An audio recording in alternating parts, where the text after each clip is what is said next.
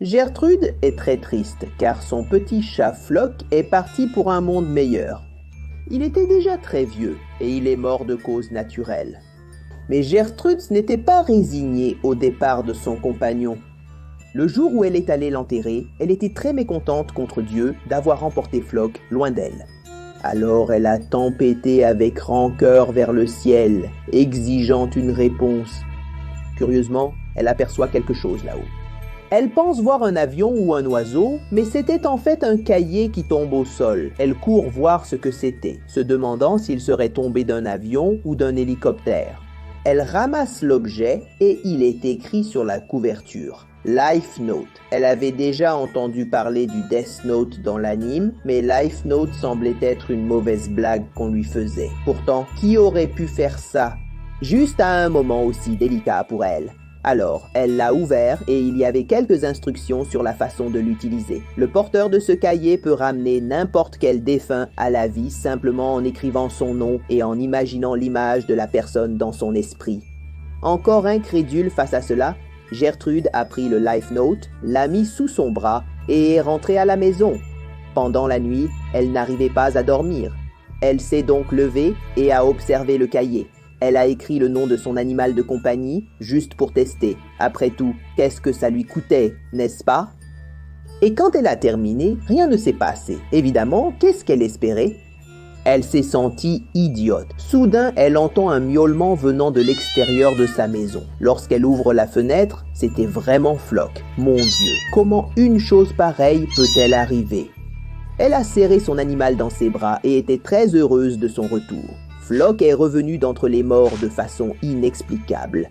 Mais pour Gertrude, c'était tout ce qui comptait, qu'il soit à nouveau en vie. Le lendemain, Gertrude se réveille et sent une odeur étrange. Cela vient de son chaton, il se peut qu'il soit très sale. Alors elle lui a donné un bain, il est devenu tout propre et sentait bon. Le lendemain, elle s'est réveillée à nouveau avec une forte puanteur. Flock sentait la charogne. Il a probablement fouillé dans la poubelle du voisin, devenant ainsi puant.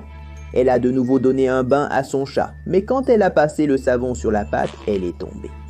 C'est exact, mes amis. Gertrude a constaté que son animal se décomposait. Il est revenu à la vie, mais dans un corps mort. En pleine nuit, des cris provenant de la chambre de ses parents l'ont réveillée en sursaut. Et elle est allée vérifier. Ils avaient été attaqués. L'animal qu'elle connaissait n'existait plus. C'était désormais une bête zombie assoiffée de cerveaux humains. Après tout cela, elle a été obligée de l'enterrer à nouveau ainsi que le Life Note. Bonjour mes amis, aujourd'hui nous allons découvrir une créature appelée Umbrella Eater. Imaginez que vous êtes en plein milieu d'une forte pluie, sans parapluie, et soudainement, vous en trouvez un, mais en choisissant de prendre cet objet, vous serez condamné à une fin terrible. Novembre 2007, Rio de Janeiro. Un homme rentre du travail. Vers 22 heures, il a hâte de rentrer se détendre chez lui. Mais la pluie commence à tomber. Une pluie torrentielle. Il n'a pas vérifié la météo avant de quitter la maison et maintenant il est surpris par une averse diluvienne, mec. Sans son parapluie, il va rentrer chez lui complètement trempé. Et pire encore, il risque de mouiller son ordinateur portable de travail, qui est dans son sac à dos. Il a décidé d'y aller quand même et a marché sous les auvents en évitant l'eau. Par coïncidence, en arrivant à un coin de rue, il aperçoit un parapluie dans un coin. Il vérifie s'il est cassé, mais apparemment il a été oublié. Et son propriétaire ne reviendra pas le chercher sous cette tempête, n'est-ce pas? Alors il prend l'objet, l'ouvre et marche jusqu'à son arrêt. Il remarque que l'intérieur du parapluie laisse couler un peu d'eau. Bon, le parapluie doit avoir une fuite, c'est pour ça qu'ils l'ont jeté. Mais il dépannait quand même un mec. Alors il a continué, mais après un moment, il remarque que les gouttes prennent une couleur et une odeur différentes. Mec, elles ont une teinte verdâtre, mec, et une odeur un peu putréfiée. C'est quoi ce truc? Alors il lève les yeux et il voit une scène bizarre. On aurait dit l'intérieur d'une bouche, avec des extrémités munies de dents pointues. Il prend peur et essaie de jeter l'objet, mais il n'y arrive pas. Ses mains sont collées, mec. Le liquide qui a coulé s'est révélé être collant. En quelques secondes, le parapluie se referme, plantant ses dents, mordant de la tête jusqu'à la taille de l'homme. Alors la créature se révèle. Umbrella Eater avale l'homme facilement, comme un anaconda avale un cerf. Après quelques minutes, il n'y a plus aucun signe qu'une personne se trouvait là. La créature restera là, attendant d'être prise par quelqu'un cherchant à se protéger de la pluie. Et ainsi, le cycle continue. Cette créature apparaît les jours de pluie et profite des personnes qui ont besoin d'un parapluie. Lors de telles journées, elle peut consommer jusqu'à environ 6 humains adultes. Comme il ne pleut pas tout le temps, il doit stocker un maximum de nutriments pour les jours ensoleillés où il ne peut pas chasser. Mes amis, soyez prudents les jours de pluie, d'accord?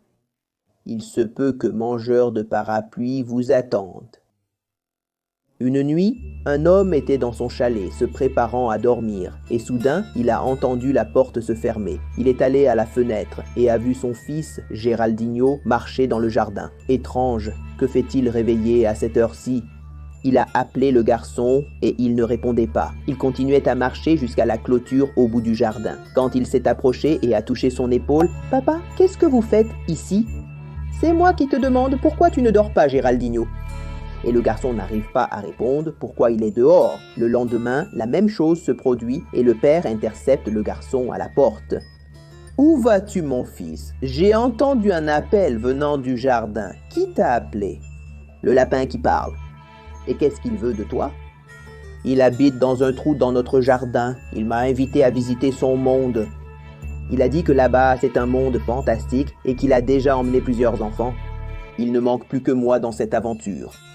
Fils, tu rêvais, retourne te coucher et dors. Après avoir couché son fils, il est allé dans la cour et s'est rapidement approché des buissons près de la clôture. Il a entendu un bruit de feuillage comme si un animal était caché. Et en écartant les herbes, il a vu un trou d'environ 30 cm de diamètre. Il a pensé qu'un animal creusait un passage dans son jardin. Il a pris une pelle et a jeté de la terre pour boucher le trou. Géraldinho a dû voir ce trou et a commencé à inventer ses histoires dans son esprit fertile. C'est ce que le père a pensé, n'est-ce pas? Alors, la nuit suivante, vers 23h33, il est allé dans la chambre de son fils pour voir si tout allait bien. Et à sa grande surprise, il n'était pas là. Il a cherché dans toutes les pièces, mais pas de trace du garçon. Il s'est alors souvenu de l'histoire du garçon. Il a couru dans le jardin et, en arrivant près des buissons, le trou était de nouveau ouvert, mais cette fois, il faisait 1 mètre de diamètre. Pris de panique, il a commencé à s'enfoncer dans le trou à la recherche de son fils. Il ne le sait pas, mais son fils est tombé dans le repère de Sirène Bunny. C'est ça, cette créature ressemble à un lapin normal, tout mignon. Mais quand la nuit tombe, il part chasser. Il apparaît généralement dans les villes de l'intérieur. Il cherche un quartier où il y a beaucoup d'enfants et creuse des tunnels jusqu'au jardin de ces personnes. Son visage s'ouvre et une sirène apparaît. Avec ses antennes, il capte l'emplacement exact et émet un signal hypnotique vers la cible. Seuls les enfants entendent cette fréquence et il n'y a aucun moyen de s'en défendre, mon pote. La seule façon pour l'enfant de sortir de cette transe, c'est qu'une personne extérieure intervienne, n'est-ce pas? C'est ainsi qu'il parvient à attirer plusieurs enfants dans sa tanière, mec. Et une fois qu'ils y entrent, c'est fini.